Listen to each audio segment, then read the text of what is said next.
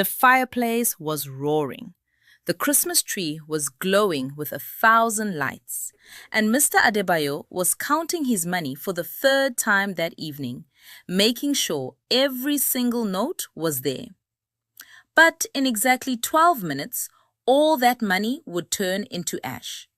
Not because of fire, not because of thieves, but because of something far more mysterious. Something that would teach the richest man in Lagos a lesson he would never forget. Before we dive in, drop a comment and let us know where you're watching from. We'd love to hear from you. If you enjoy stories like this, be sure to like the video, subscribe, turn on the notification bell, and share it with someone who'd love it too. Mr. Kunle Adebayo was not just rich.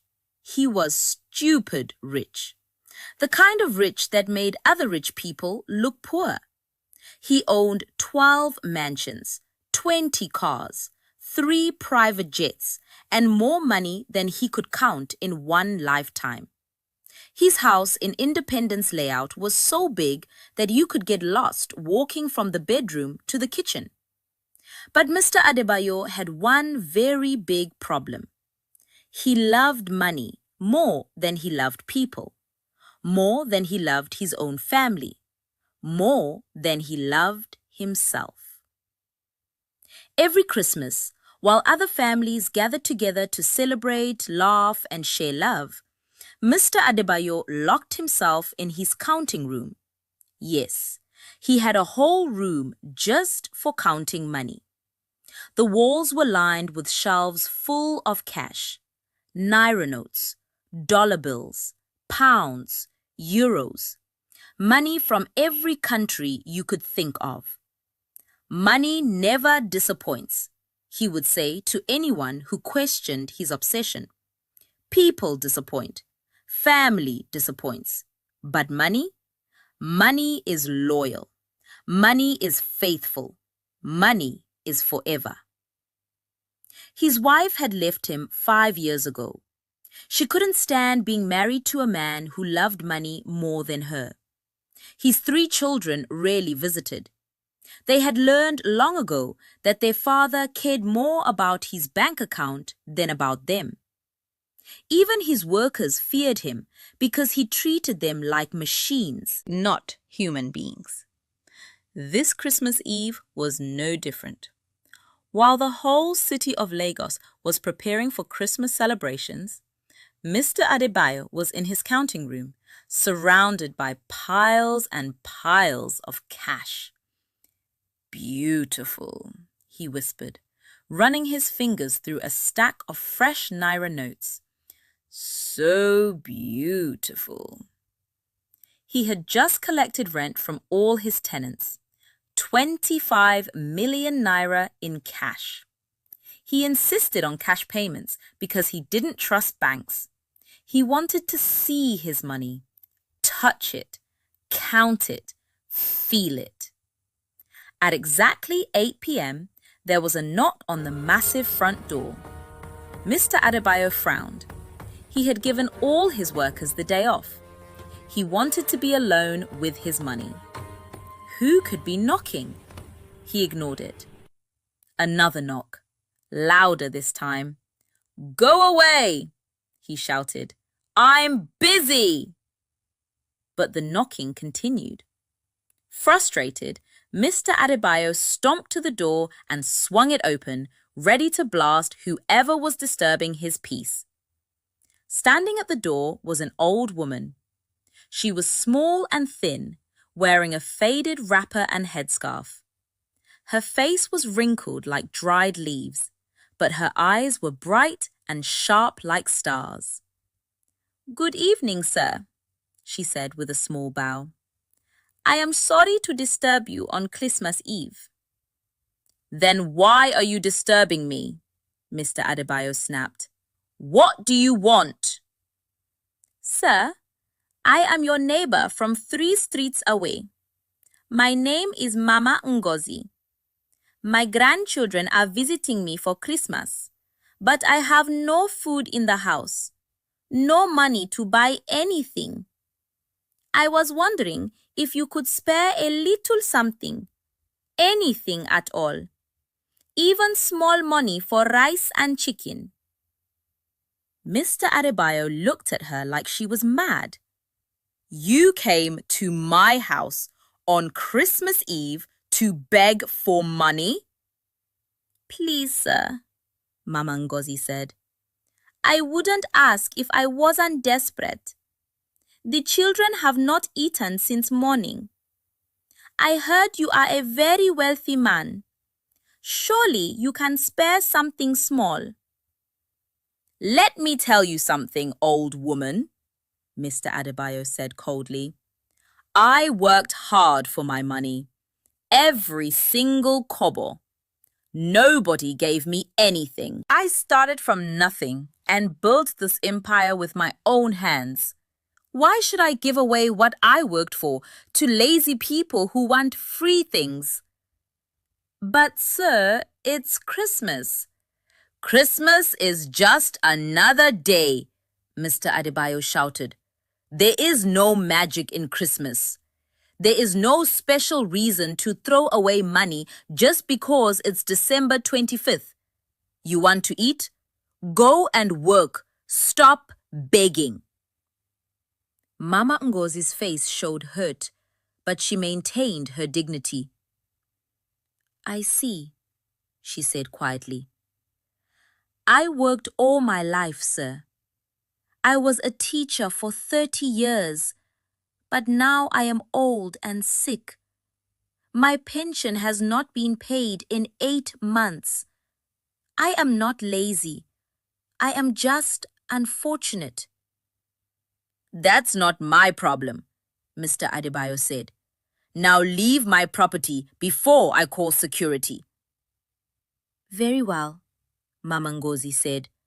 She turned to leave, then stopped and looked back at him. Mr. Adebayo, let me tell you something. Money is like smoke. It looks solid when you hold it, but one small wind can blow it away. If you don't learn to share when you have plenty, one day you will have nothing, and no one will share with you. Are you threatening me? Mr. Adebayo's eyes grew wide with anger. No, sir, Mama Ngozi said calmly. I am warning you. There are laws in this universe that even billionaires cannot break. What you sow, you will reap. What you give, you will receive. And what you refuse to give, she paused, will be taken from you. With those words, the old woman walked away into the night. Mr. Adebayo slammed the door. Stupid woman, he muttered, trying to curse me because I won't give her free money. These beggars are getting bold these days. He went back to his counting room, determined to enjoy his money and forget about the strange encounter. Mr. Adebayo sat down at his counting table. In front of him were neat stacks of Naira notes, 25 million in total. He picked up a stack and began counting. 1,000, 2,000, 3,000.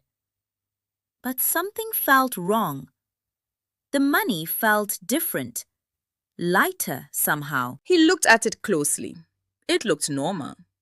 Green Naira notes with the faces of Nigerian heroes on them. He continued counting. 4,000, 5,000. Then he saw it. The edge of one note looked strange, darker. He held it up to the light. His heart jumped. The edge was turning grey, like it was being burned, but there was no fire. What the? He touched the grey part. It crumbled in his fingers like ash. Mr. Adebayo jumped up, panic rising in his chest. He grabbed another stack of money. The same thing was happening. The edges were turning grey, then black, then crumbling into ash. "No, no, no!" he shouted. He ran to the shelf and pulled down another bundle. Same thing.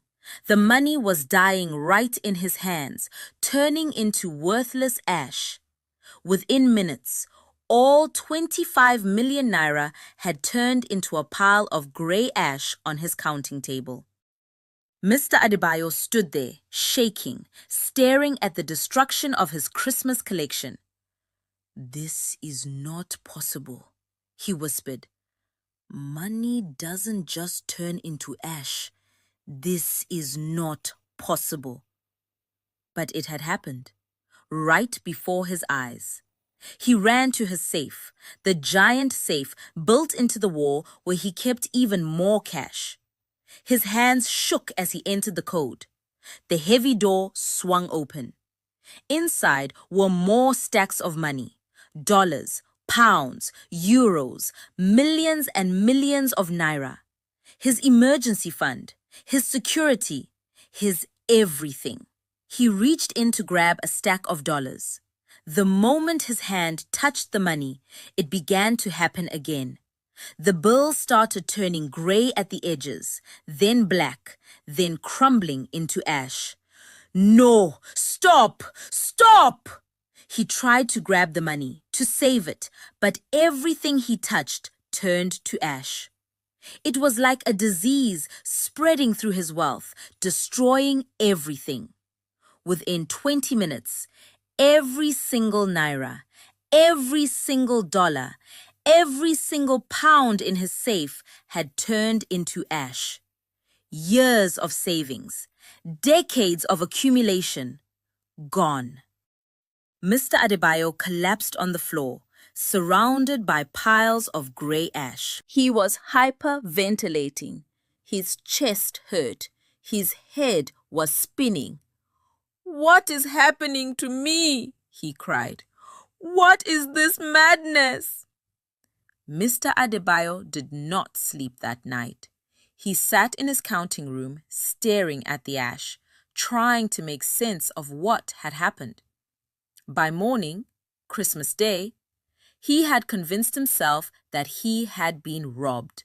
Someone had broken in and replaced his real money with fake money that turned to ash. Yes, that must be it. He called the police. When they arrived, he showed them the ash. "Someone has stolen all my money," he shouted.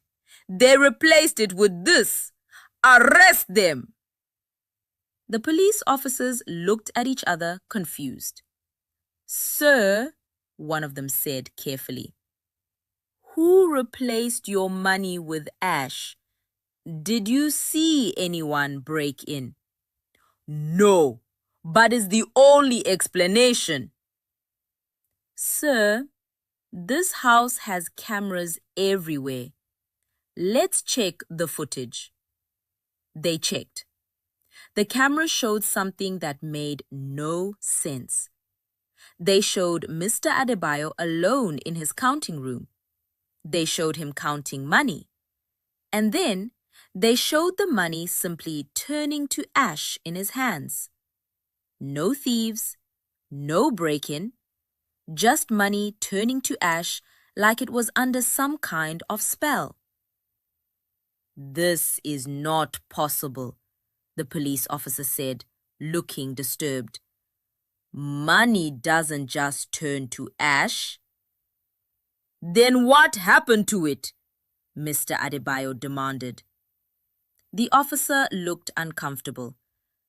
"Sir, I think you need to see a pastor or a traditional healer.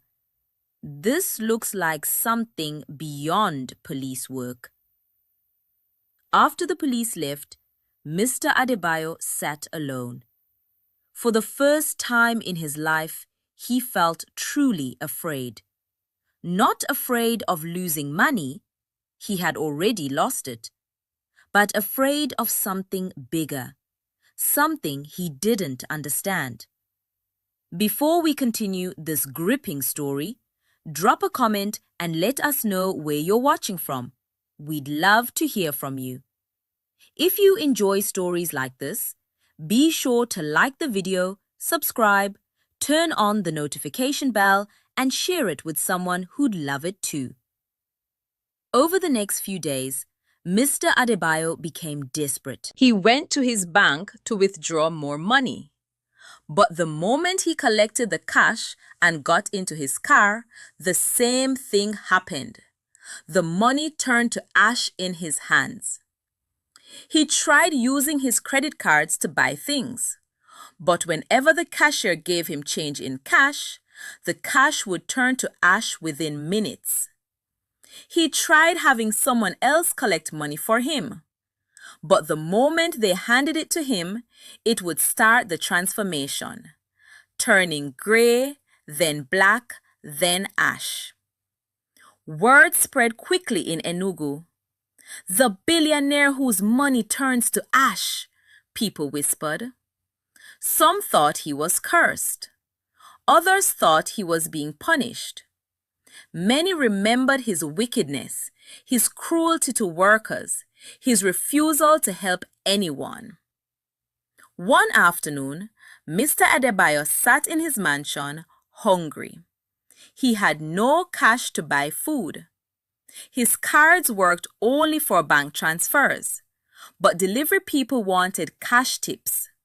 His workers had all left after he couldn't pay them. His giant house felt like a prison. There was a knock on the door. Mr. Adebayo opened it carefully.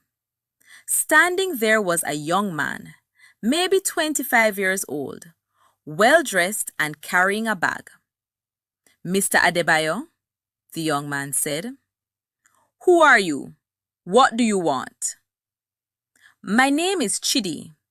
I'm Mama Ngozi's grandson. You remember her? The old woman who came here on Christmas Eve?" Mr. Adebayo's face went pale. "Your grandmother. Did she do this to me? Did she curse me?" Chidi shook his head. "My grandmother doesn't curse people, sir. She's a woman of God. But she does have a gift. She can see things. She saw what was coming for you." "What do you mean?" "Can I come in, sir? I have something to tell you." They sat in the large living room. Chidi opened his bag and took out a container of food. "I brought you lunch," he said. "My grandmother was worried about you." Mr. Adebayo stared at the food. His pride wanted to refuse it, but his stomach was crying with hunger. He took it and began to eat, tears forming in his eyes. He couldn't remember the last time someone had shown him kindness. "Why is this happening to me?" he asked between bites. Chidi took a deep breath. "My grandmother told me your story, sir. She said you are a good man buried under years of greed. She said the universe is trying to teach you something important." "Teach me what? To be poor? To suffer?" "No, sir. To be human again. You see, money is not evil. Money is just paper. But when you love money more than people, when you worship money like a god, you break a spiritual law. And the universe has ways of correcting such imbalances." "So I'm being punished?" "Not punished, sir. Corrected. There's a difference. Punishment is meant to hurt you. Correction is meant to help you." "Help me? I've lost everything." "Have you?" Chidi looked around the massive house.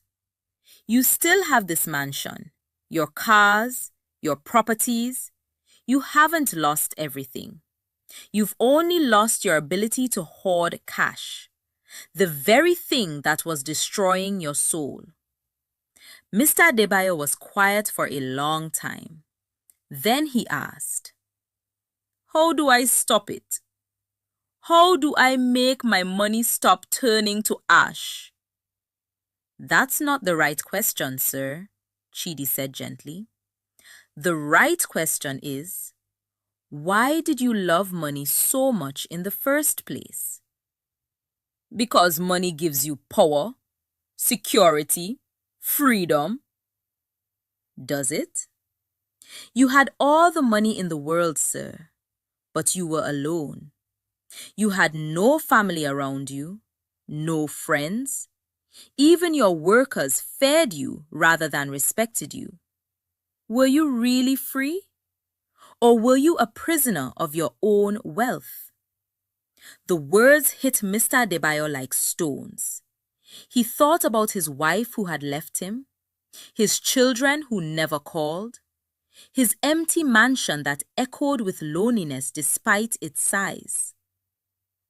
"When I was young," Mr. Adebayo said quietly, "I was very poor.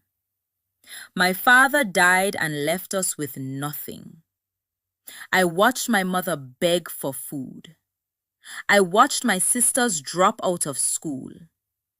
I swore that day that I would never be poor again, that I would make so much money that poverty could never touch me or my family."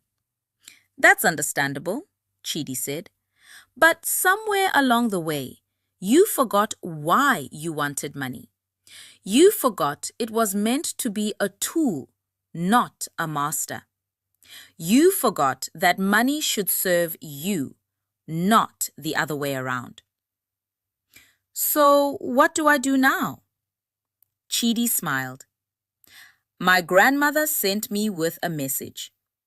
She said the ash is not permanent. The curse, if you want to call it that, can be broken. But only you can break it." "How?" "By learning to give.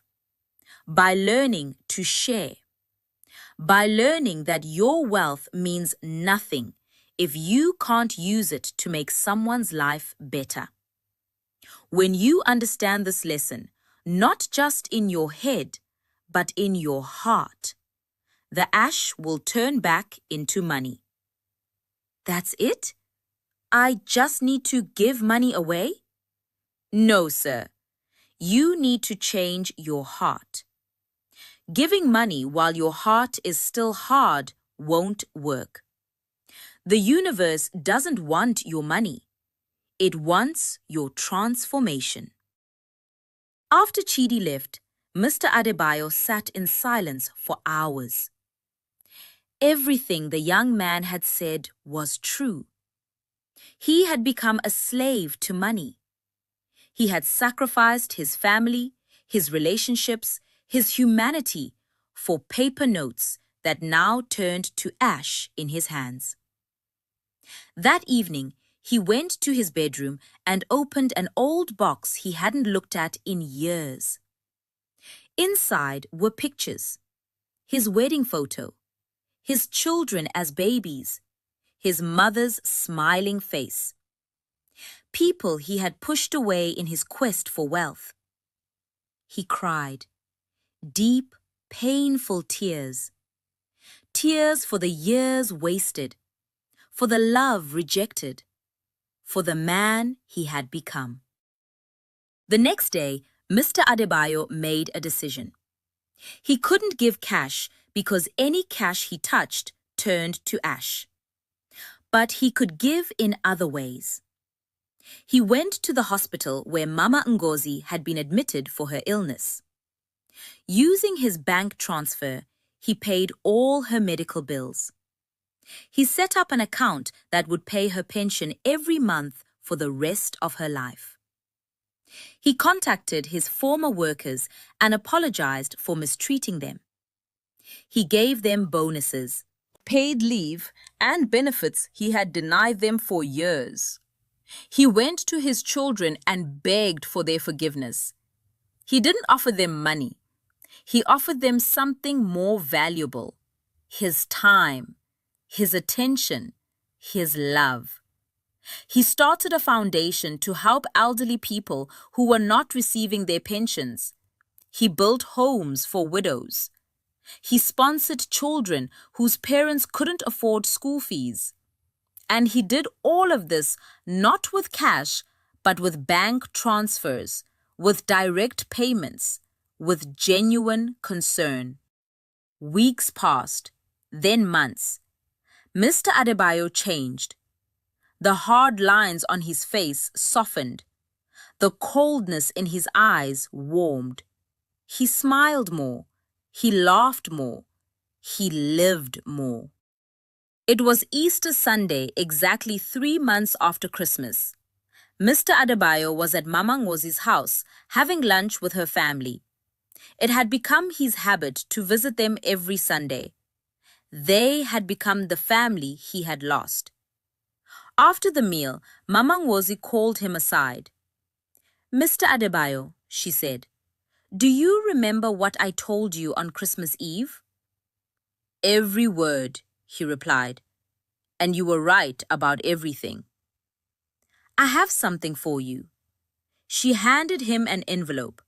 Inside was money, 5,000 naira. Mr. Adebayo looked at it, confused. "Mama, I can't take this. You need this money." "Just hold it," she said gently. He held the money in his hand, waiting for it to turn to ash, but nothing happened. 1 minute passed, 2 minutes, 5 minutes. The money stayed as money. Mr. Adebayo looked up at Mama Ngozi with shock. "It's not turning to ash."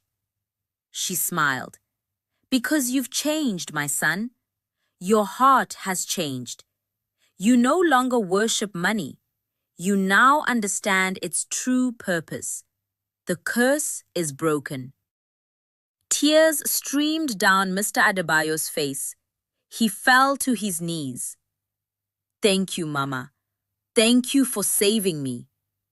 "I didn't save you," she said, helping him up. "You saved yourself. You chose to change. You chose to become human again."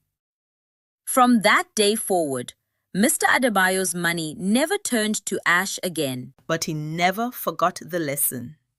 He had learned that money is a tool, not a god. That wealth is meaningless if you have no one to share it with. That the richest man is not the one with the most money, but the one with the most love.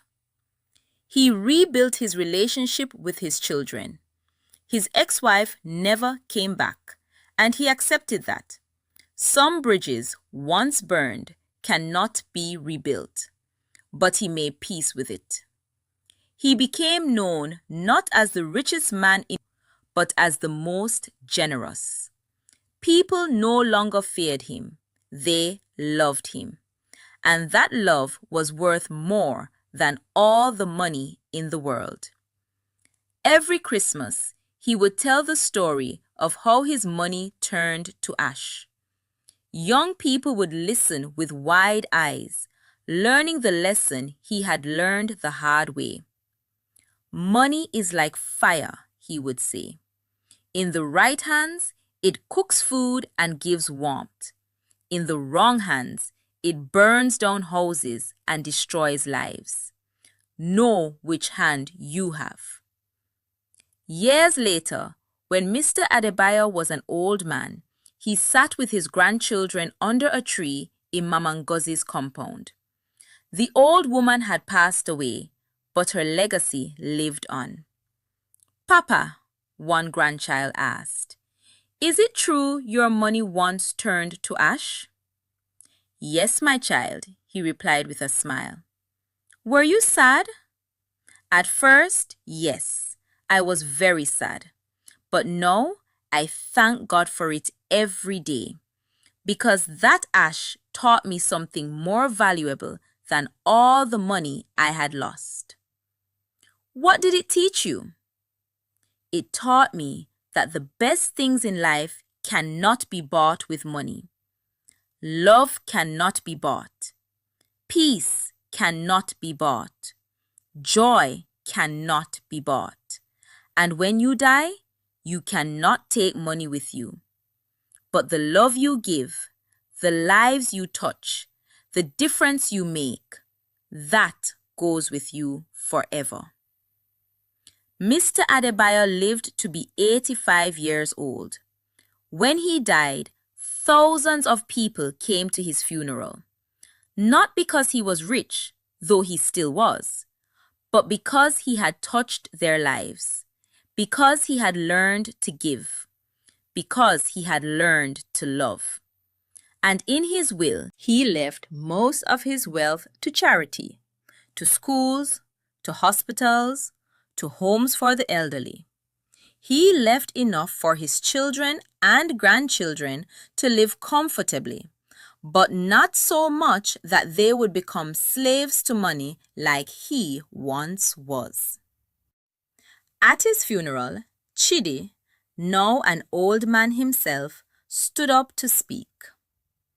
"I met Mr. Adebayo on one of his darkest days," he said. "A day when his money had turned to ash and he thought his life was over. But that day was actually the day his real life began, because he learned that Christmas chaos, that impossible miracle, was not a curse. It was a blessing in disguise. Sometimes God allows us to lose what we think we can't live without, so we can discover what we truly need. Mr. Adebayo thought he needed money, but what he truly needed was love, connection, and purpose. When his money turned to ash, he finally found these things, and he spent the rest of his life grateful for that Christmas when everything changed." The crowd was silent, many wiping tears from their eyes. That night, as people left the funeral, they talked about the lesson of Mr. Adebayo's life, how money had turned to ash, but in that ash, a better man had risen. 1. Money is a tool, not a god. When you worship money, you become its slave. When you use money as a tool, you become its master. 2. What you hoard, you lose. The universe has a way of taking away what you refuse to share. Generosity brings abundance. Greed brings loss. 3. Real wealth is in relationships. You can have all the money in the world and still be poor if you have no one who truly loves you. 4. Pride comes before a fall. When you look down on others because of your wealth, life has a way of humbling you. 5. It's never too late to change. No matter how far you've gone on the wrong path, you can always choose to turn back.